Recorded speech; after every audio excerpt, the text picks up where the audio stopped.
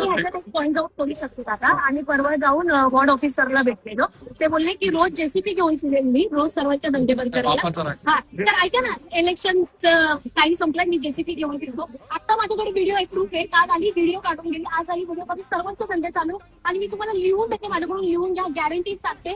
हे जे इथे जे धंदे लावतात, 30 वर्षापासून लावतात, 40 वर्षापासून लावतात, रोज लावेल. हे बोलले ना 150 मीटरच्या आत आहे, 150 मीटरच्या आत सिलेंडर रोज दिसेल दादा तुम्हाला. रोज मी कसं येऊन मी रोज कंप्लेंट टाकू दादा, रोज कसं येऊन कंप्लेंट टाकू? हे सगळं खोटं आहे, हे सगळं खोटं. इथे जी आत पूर्ण मधुबन गल्ली, ही जी पूर्ण गल्ली, हे सगळं 150 मीटरच्या आत येते ना दादा. हे रोज लावते, रोज लावते. माझ्याकडून लिहून घ्या, नाही मी इथं आंदोलनाला बसते दादा. हे सगळं खोटं आहे.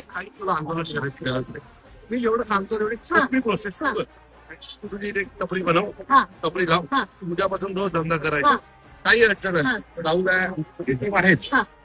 खूप जास्त गरज लागली तर मी स्वतः येईन तुझ्याकडे. थोडं सरका दादा, थोडं सरका, थोडं 1 मिनिट सरका.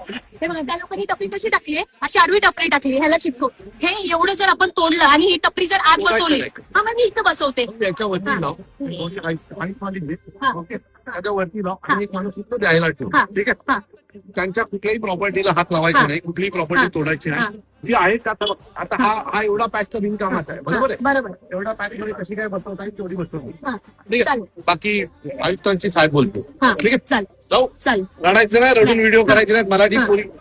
मराठी माणूस रडत नाही, त्यामुळे बिंदास लढायचं नाही. कोणी आलं आपल्या टीमला बोलव, हे सगळे तुझ्या सोबत आहे. तरी काही अडचण सॉल्व्ह होत नाही असं वाटतं. मला फोन करायचं, मला ठाणे वाटायला अर्धा तास लागेल, अर्धा तास येईल. त्याच्या पुढे मला तुझा एकही रडतानाचा व्हिडिओ आला नाही पाहिजे.